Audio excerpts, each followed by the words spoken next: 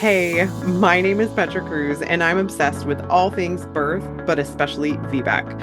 I am a birth doula and mom who had a vaginal birth after 3 cesareans. In this podcast, we dive deep into the inspirational world of vaginal birth after cesarean.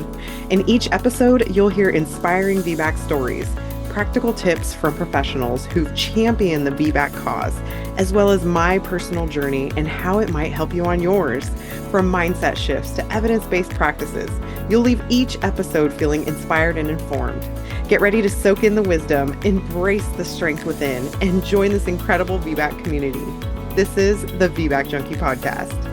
Hello and welcome back, VBAC family. So today I got to chat with Raquel. Raquel is a mother of 4 whose last birth experience inspired her to become a birth doula and birth educator. Now she works alongside Bliss and Dr. Stu from the Birthing Instincts podcast, doing what she loves most, which is supporting families and birth workers around the world by building a community for them to gather and get information to help them navigate pregnancy and birth. You will be surprised when you hear her story if you haven't heard it already. She had a home birth with a breech baby after 3 cesareans. I mean, her story just goes over so much trust, advocacy, and how to have a vaginal birth or plan for a vaginal birth when you have previously had no support, and just so many other tips that she gives you for your own VBAC journey. I cannot wait for you to hear her stories. So my story started when I was really young. I was 19 when I had my first baby. And he was breech. So this is in 2019. Everything was great. Pregnancy was great. And then at the very, very end, like, okay, well, the doctor didn't know how to do breech, so he kind of advised me of all the risks that there were involved in breech delivery, and even if I just went into labor. So I ended up with a C-section. He did tell me that there was a breech provider like within 45 minutes of me. But he had already scared me into wanting to have a C-section. There were like the risk of my baby dying. We were, cord prolapse and head entrapment and all that stuff. So just wasn't really willing to take that risk. Of course, now I know better. But when you scare somebody, especially when it's your first child and you're a new mom and you're so young, and the internet wasn't really a thing then that you used. We had it for like school, but it wasn't like on our phones. We had T9 texting back. Yeah, and I just Yeah. want to And make so, sure because you said 2019, but I think you meant oh, 2009. 2009, I was 19. No, Okay. no, no, 2004. Okay. Okay. Yeah. You were I just came 19. from a Gotcha. birth, so I feel really like Yeah, my I totally brain's get it. I totally get it. I am here, I swear. I love it. Um, Okay. Yeah, so that was my first one. So the C-section went fine, no complications. They scheduled it. I showed up, I did my thing, I left. And that was that. And so my doctor had told me, he's like, well, now you won't have to worry. You'll always have C-sections. This will be how it's gonna go. And it's fine. No, he's like, how many kids do you want to have? And I was like, well, I think I want to have 2, my boy and my girl. He's like, oh, that's perfect. 2 C-sections, you're fine. He's like, if you want to have more than that, that's when it starts getting risky. I was like, okay, well, great. But again, I'm 19. Like I thought I had my life planned out, but obviously I didn't. Right. So got pregnant again. In 2000, she's born in '06, and there was a VBAC ban, so there wasn't any way for me to have my baby vaginally, even though she was head down. If that was just wasn't allowed. And so I said, okay, well, this is going to be my story, and here we go. And so we had it planned from day one. She was fine, and everything was great. And then I thought I was done. But I had always had this missing part of me because I never got to experience my birth or my like going into labor, right? Right. I remember with my son, when they told me he was breech, I left the hospital or the doctor's office, and I was like really scared for my baby, and I was like walking on eggshells. Like I didn't want to go into labor. Like, what if he lands on his cord? What if my water breaks? Like I was just terrified. And I remember being sad as well because I wasn't gonna know. I was gonna have the experience of like, well, what happens when I go into labor? Like, where will we be? Who we're gonna be with? And how long is it gonna last? Like, none of that stuff. I knew what time I'd be there, what I was supposed to bring. Um, Everything was planned out. So I'd always had this missing part of me. So my husband and we broke up, and years later, I met my new husband. Well, I guess I met him, and we talked about life planning things, and we hadn't gotten engaged or dating yet. We were just talking. Um, and then when he officially was like, okay, let's see where this goes. I knew he wanted to have more kids, and I thought I was done. I had my two, I had my boy, I had my girl. And so the moment he said, well, I want to have babies, I was like, okay, I'd be open to one more. My babies at this point, I think were like 12 and 14, maybe. I think. And so I knew then, I was like, well, I don't want to have another C-section. So like I'll do this with you, but I really want to have a natural birth. And by this I kind of heard VBAC and it's like maybe. And so I went to my I play roller derby. And I went to my track and I told my teammates, like, oh, I'm with this guy if he wants to have kids. And I told her, I was like, but I don't really want to have a C-section. She's like, oh, there's this doctor you should look into. His name is Dr. Stu Fishbein, and I think he can help you. And I was like, okay, but it's really scary because I have breech babies. She's like, no, look into him. I was like, okay. So I did, and I went down this deep rabbit hole of breech delivery, and I learned a lot in that time about breech and how really it is just a variation of normal. And I know some people hate that term, but it really is a variation of normal. Mhm. Um, and I was like, man, maybe I can, but I have these two C-sections. Well, I find out we have a local ICANN chapter. The International Cesarean Awareness Network was having a panel in my town, and Dr. Stu was going to be there. I was like, wow. Perfect. So not Yes. only am I learning about VBAC, but the breech dude's here. So Love I it. was stoked. Um, so I went into this panel and I learned a lot. And I was really motivated to to do this for my next baby, who I wasn't even married yet, but we were planning. My husband went with me. Um, and so that's kind of where I just started researching. Like I wanted to know the stats, I wanted to know numbers, I wanted to know all the breached positions and like what really are the risks and how likely were they to happen. So I did all of that probably 2 years leading up until I got pregnant. And so when I did get Wow. pregnant with my third, I immediately messaged Dr. Stu and I said, hey, Stu, like, this is my situation. Like, now I've done the research, but like, this is me now. Is this possible for me? And he's like, absolutely.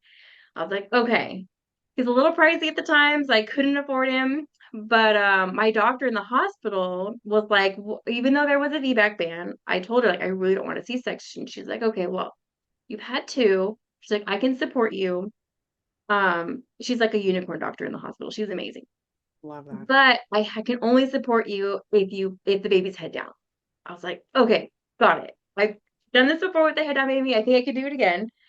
So I did everything under the moon to try and get this baby to turn head down. Because I should mention my uterus is heart shaped, so bicornuate uterus. And so my babies have a little trickier time navigating and turning the head down. So I was doing spinning babies, I did chiropractor, I did acupuncture, moxibustion, squatting and sitting and standing and whatever on my head, whatever the options were available, that's what I was doing. He wouldn't turn.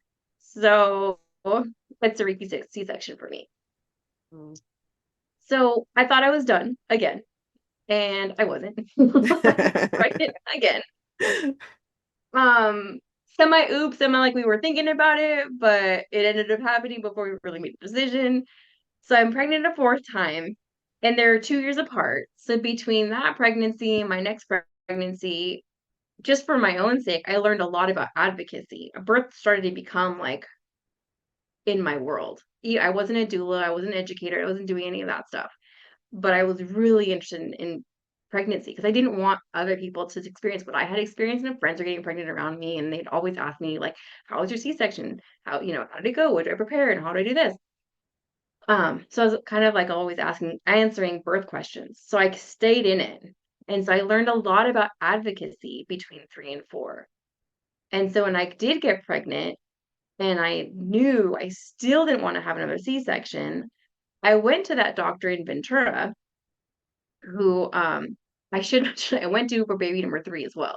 So there's a doctor in Ventura that my doctor had originally mentioned in my first birth. His name is Dr. Cole. And I went to him for baby number 3, and he's like, "No, you can't because you've already had 2 C-sections. If we had one, sure, but you've already had 2. We can't. We don't allow that at the hospital." I was like, "All right, fine." Baby number 3, when I learned about advocacy, I went back to him and I said, "Listen, I'm here again. You've already told me no, I get that, but I've had 3 C-sections now and a possible another breech baby. Will you help me?" He's like, "No, you dumbass." No. I was like, "But can you force me into repeat C-section?" And he just like looked defeated immediately. And he was like, I can't. But he's like, when you come into labor, you have to tell them that I never suggested this, that I wasn't supportive of it, that you're going against my recommendations of having a C-section. And I was like, that's fine. I can do that.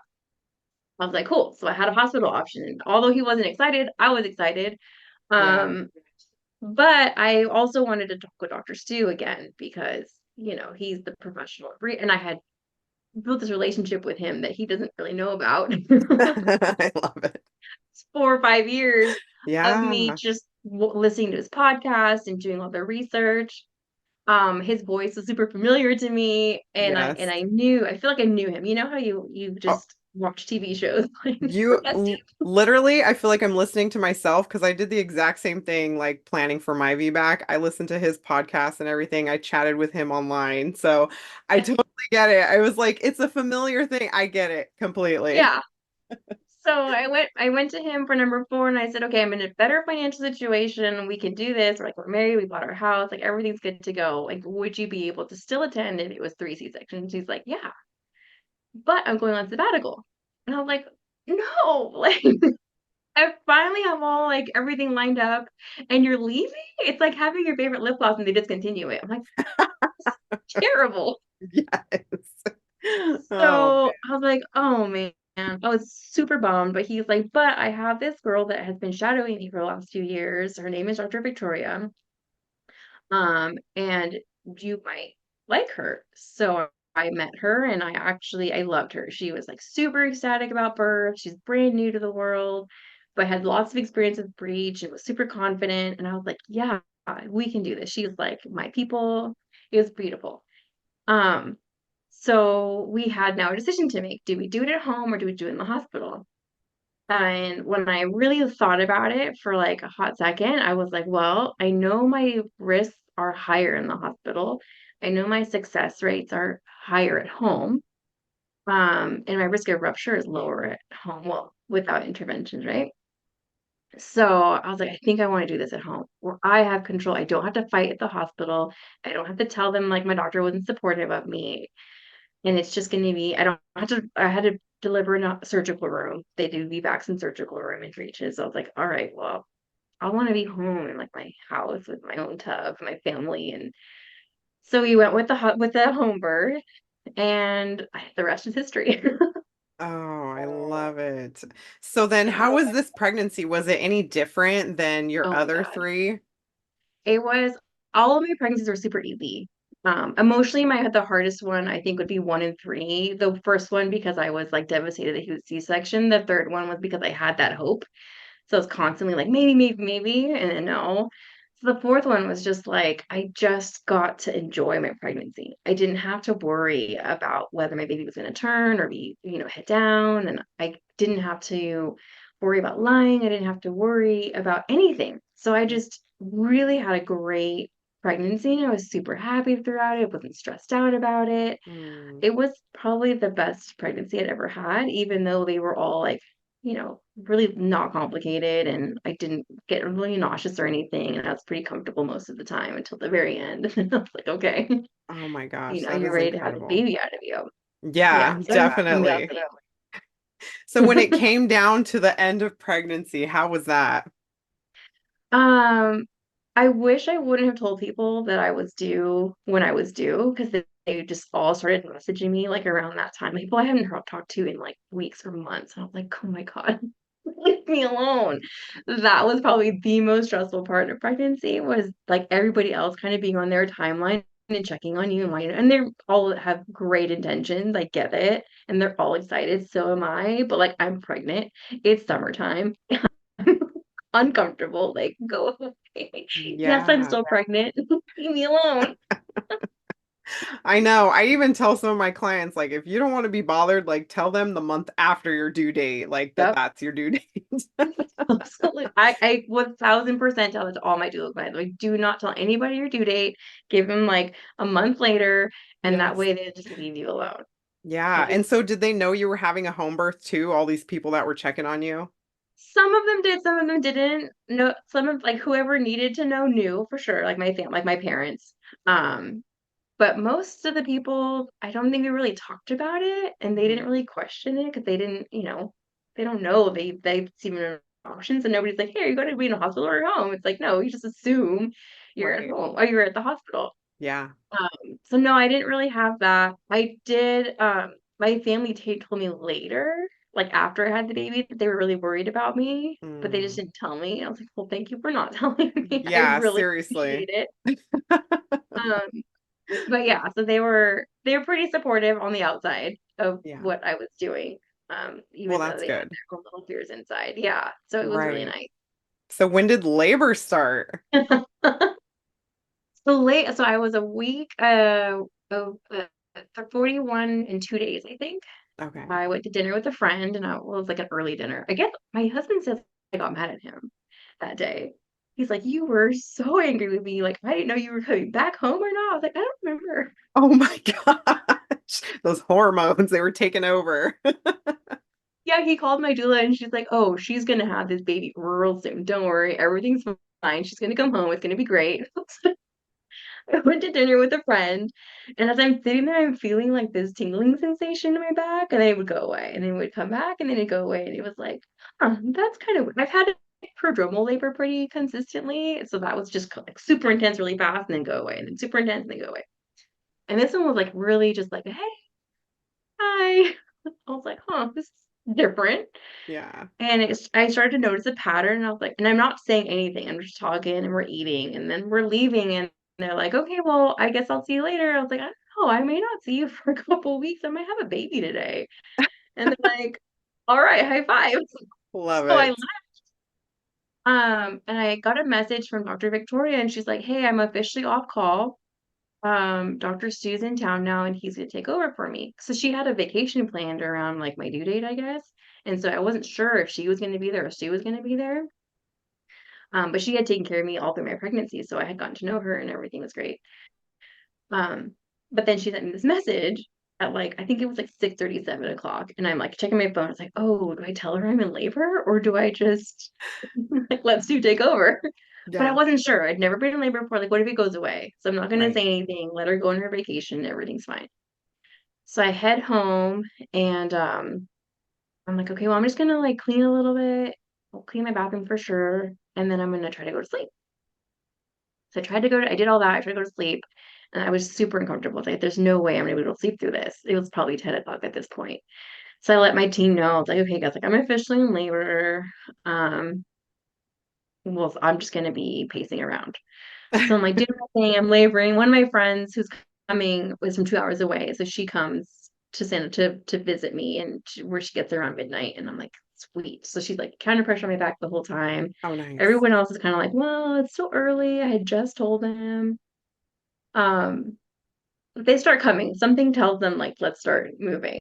So we're sitting on my couch and I'm talking with her and I'm just contracting and then all of a sudden my water breaks. So I like flew off my couch because I just bought my couch. No, not I my would have couch. flown off too. My friend she's like, where are you going? What's wrong? It's Oh, like I I think love my it. water broke. Hmm. So we like walked to the bathroom and we're sitting there and I'm like, take off my clothes that got all water on him and throw in the bathtub. And I'm sitting there and I had this moment of fear come over me. And I was like, I have been in tune with my body this whole time and like checking in with myself. Like, have I felt this before? Yes, you have. Okay, you're fine. You felt this before? Yes, okay, you're fine. Keep going. The water breaking, I'd never felt it was like a pop and then a pop. I was like, that was never something that I have felt before. And that terrified me. And so my doula makes it in at the exact same time that I'm like having this breakdown in the toilet. And I'm like, I think I'm afraid of rupture. And she's like, your labor's progressing just fine. Like it's going at a steady pace and everything's normal. There's meconium in your water. Like that's normal for breech. Like everything is going perfectly fine. Like if there was any kind of deviation, nothing would be worried and you're doing perfect. I was like, okay. She supported many VBAC moms, so she knows. Hmm.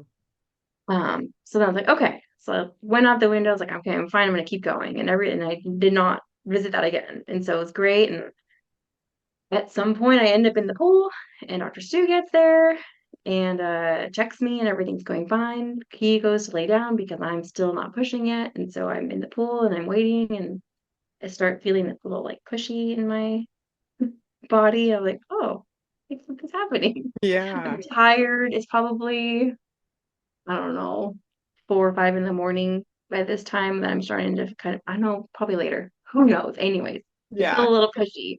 They're like, oh, I see some toes. I like reach down and there's like baby toes. Oh, it's the Oh, cutest. I bet. Um, so then I'm like, I'm still sitting there, and eventually the doctor's like, okay, I think it's time. And so he comes out and he sees me, and baby's like feet are coming out of me, and I'm just trying to push her out. Um, I remember I was pushing and I felt it's almost like my contractions went away. I wasn't really feeling anything at this point. Mhm. So I was just trying to push because I felt like that I needed to. But I also felt like that wasn't doing anything. Like I was just like pushing, but nothing was happening. I was like, well, am I doing this right? Like, am I gonna am I gonna be able to do this at all? Right. And I realized she was sitting on the pool floor. And so when I was pushing, like I wasn't really getting her out because there was resistance there. So I kind of stood up a little bit and then I felt her hanging from me like halfway out. And I was like, oh my God, what is that? Yeah. Um, it was really a weird sensation. But then from there, she was out within minutes. I mean, I felt her hanging from me and I'm pushing a little bit more. She did start to lose tone. So Dr. was like, okay, let's get out and let's get her out of you. I said, okay, but I'm not gonna move anywhere. Like he wanted me to like get out. I'm not gonna, sorry, Stu. I know you're the boss. I'm gonna stay right here. So I stood up, I kind of turned towards him, and then he got her arms out and like did a shoulder press and got her out immediately. And she got to my chest. She was a little floppy, which I was ready for because when I was watching breech deliveries, a lot of them come out with like lower APGAR scores. So I was very prepared for her to kind of look like she needed some help in the beginning.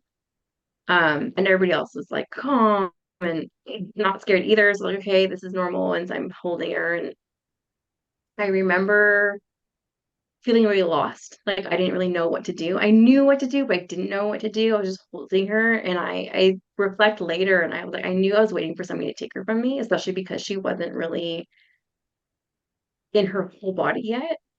And so I had to wait for her to come to me. And I was, rubbing her back and I was talking to her and she was trying to make respiratory efforts.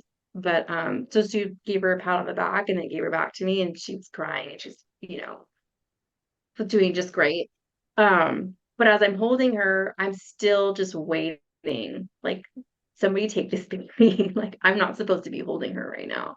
Mhm. And it wasn't until Stu came around and like sat with me. He's like, okay, well, this is what was going on. Like she lost tone. I wanted to get her out immediately. And so we, I did this and this and she's great and she's fine. You did wonderful. And then he's like, and you did it. And like he put his hand on my head and I was just like, had this moment of like realization of what just happened. And so I just squeezed her a little bit more and like no one's gonna take her from me. I realized it in that moment. Yeah. Like, okay, I don't have to give you up. Like, you're here. And like the whole time after that, I was like, I just cannot. But like I get to go to my bed and you're minutes, hours old and you're in my bed. Like we're not in a hospital. Like no one's gonna check on you. Like I don't leave me alone. Like it was just the most beautiful experience I have ever experienced. Like now I want more kids. Yeah. And I'm like over here trying to hold my tears back because you talking about that, it's like that feeling where you feel like somebody's going to take your baby away from you because that's all you've experienced. And then you have that Yeah, moment where you're like, I did that, and this is my baby, and nobody's going to take it from me. That is just so beautiful, Raquel. I'm so happy for you and getting that experience. And the fact that Dr. Stu like came and like talked to you about what happened, like most doctors in the hospital don't make that effort to do that. They're just like repairing you or whatever they're doing and then they leave. yeah, And it's like, okay. yeah. Um, so how did you feel like after that? Because I watched your video, your birth video, and it is just so beautiful. Like I can see the switch in you that happens when you like realize nobody's going to take your baby and you just like squeeze her and that is just like everything. So what were you like feeling in that moment?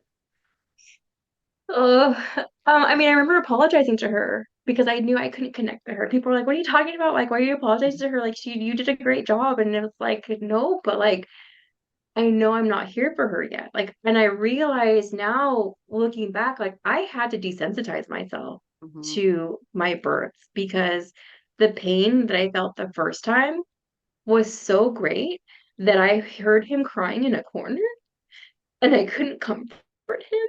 And then they bundle him up and calm him down and bring him to my face. They should like, here he is. I like cheek to cheek, and then off he goes. And I was like, oh, I just want to hold you. And so the subsequent ones, like I knew that wasn't going to be my experience. I knew I wasn't going to be able to hold him. So I have zero recollection of my second birth and how it went. Like I can tell you almost step by step how my first birth went. I Mhm. remember the epidural. I remember my head going in the doctor's chest. I remember how they laid me down. I remember the lights. I remember everything. And my second, if it weren't for the baby pictures, like I wouldn't remember anything. Right. And it breaks my heart that that disconnect is there. My third, I remember a little bit more, um, because she let me have skin to skin for a few minutes, and I remember her telling me that in advance. So I remember that part at least. And I think he peed when he was born. But then that cutoff happened, and so I don't remember much else than that. Right. Um, and so to have this birth at home where there was so much more connection that happened and to birth them vaginally and to just know that I could do it. People have told me for my son's at that time was 18. They've been telling me for 18 years, your body, you can't, you can't. Mhm. And then when he's like, you did it, I'm like, I can, and I did. um, And I think that's frustrating. I think it's frustrating for a lot of moms to be told you can't do this because your pelvis is too small. You can't do your baby's too big. You can't do this, your baby's too small. It's like you have too much water. It's like, when do we get told we can? Yeah. At what point do you realize that you just don't trust the body to do what it was built to do? I had a baby that was born recently. I'm a doula now, and the baby came out was, floppy. And I was like, oh, if this were at home, the baby would still be connected to their cord. They would be on that mom's chest. The doctors would be helping her, or midwives on the chest, to getting the baby to breathe. But you took the baby away immediately, took her to the warmer, try to do, the work that you did to get her to breathe. When you cut her from her cord, which was oxygen itself, then they saved a piece of the cord in case she needed the oxygen later. I was like, what planet are we on? That you don't realize, just leave them connected in the first place. Yeah. You have all these protocols to protect you from the what ifs. So you protected her from the what if by taking a piece of that cord and saving her for later. You could have just left it on in the first place. Mhm. But they just have this need to react. They don't slow down and put the humanity back into their care. I Yeah. can't tell you how many times the doctor came in and was telling my client that she was going to die or her baby was going to die because she was 10 centimeters. What? what are you talking about? Every single time she came in to consult my client, the baby was going to die or she was going to die. And my client's like, why are you doing this? Yeah. Thankfully we know better. Thankfully we know better. There's moms that don't know better. And then they get conned into whatever fear-based care they're getting navigated into. Yeah. And it breaks my heart to see that, I you know? know. And so, obviously we both attend births regularly and we see this over and over and over again. But for somebody who is planning a VBAC and doesn't see, this happening over and over again and doesn't understand their rights and, isn't sure if they can advocate or not, what would you suggest that they do, or what resources do you suggest that they reach out to figure out the best route for them? Definitely take a birth class, like out of hospital, not a hospital birth class, because they'll just teach you how to be a good patient. You want a out of hospital birth class. It's going to teach you, from the very beginning, like how to have a healthy pregnancy, how to stay low risk, how your partner can be a participant, how they can support you, because that's really, really, really important is to have dad connected as well. Because they have their own traumas and they have their own disconnects that happen in labor. Like they don't know sometimes what to do. So my focus as a doula has always been to focus on dad. Right. I obviously focus on mom, but like, how are you doing? Are you ready? This is could what happen. So having a class that teaches you that, um, is well, it's worth every penny. Yeah. Yeah. And then follow birth. Look at it, what it's supposed to be like. I think so. I took Bradley method classes, which were amazing. I highly recommend those classes. I followed Your Natural Birth. I followed um Tranquility by Hee and Birthing Instincts, obviously, and Mm-hmm. Birthing Bliss. And it gave me a little bit of, oh, and Mama's Stay Fit. So they all Mm-hmm. had their own little, like, I learned advocacy from Your Natural Birth. I learned also advocacy from Hee. Mm-hmm. And then I learned the beauty of birth from following Bliss. I learned the BS from Birthing Instinct.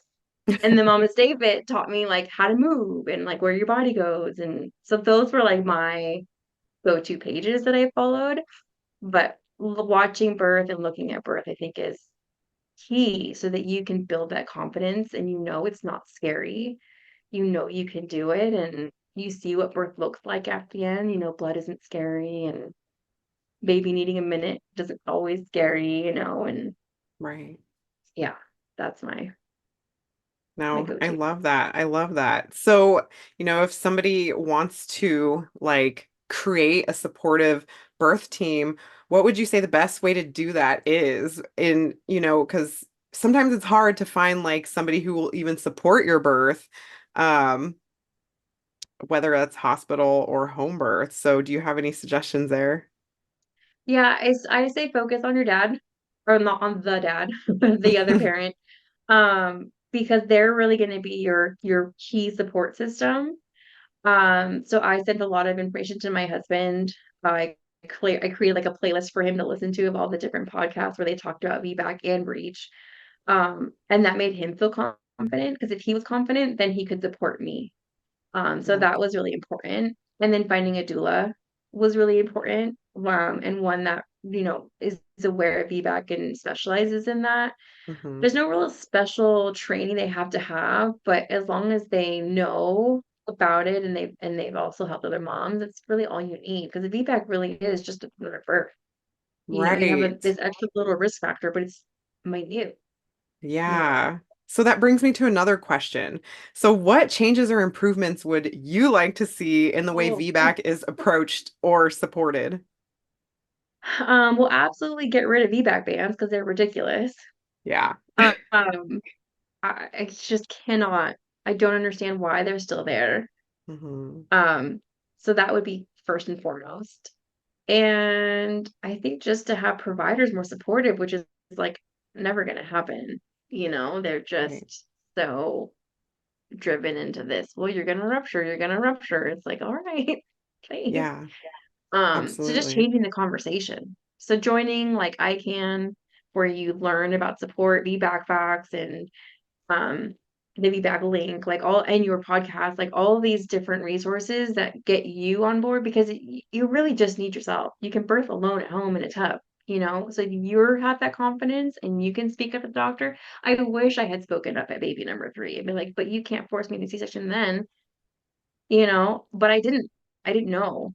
Yeah. So like learning and empowering yourself, you just need you and you can use your partner too, but really if you just have the confidence in yourself, you're golden.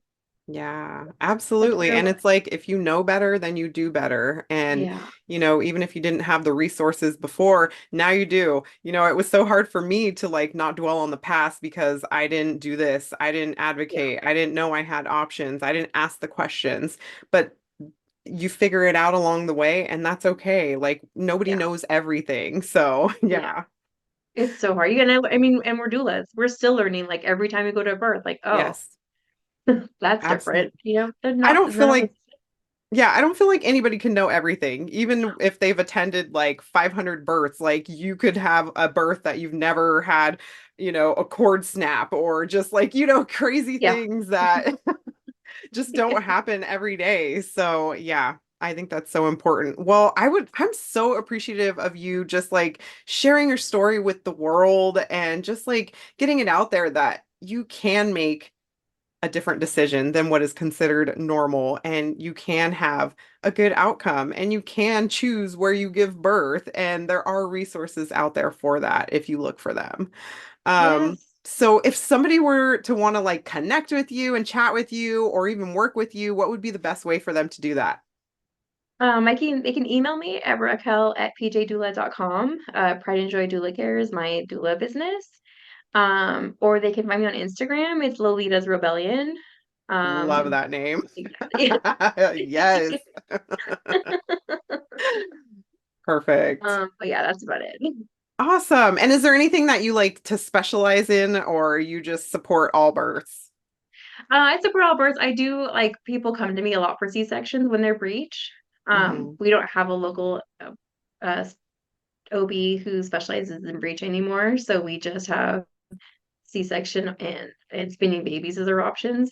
So Yeah. I do get a lot of like C-section mamas who have the me in there with the OR and help Hmm. them just because I think you don't realize like C-section moms still need that support.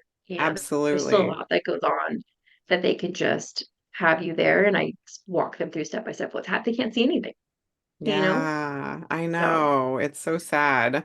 yeah. And so where is it you're located again so we can let everybody know where Ventura, exactly? yeah. Oh, that's right. Ventura, California is where I live, but I serve like from Santa Barbara County to Ventura County.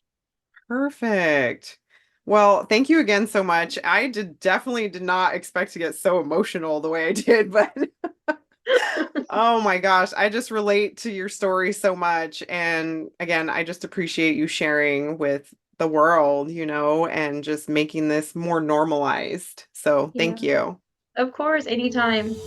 Thank you so much for listening to another episode of the VBAC Junkie podcast. Make sure to leave a rating and subscribe to the show so that you don't miss an episode. And also, I have a free gift for you. If you would like to have a guide on how to prepare for a VBAC, head to my website at www.birthingcometruecom/VBAC guide. And all of this will be in the show notes, so you can just click that link and head there and download this free guide. I hope you have an amazing week. Until next time, bye.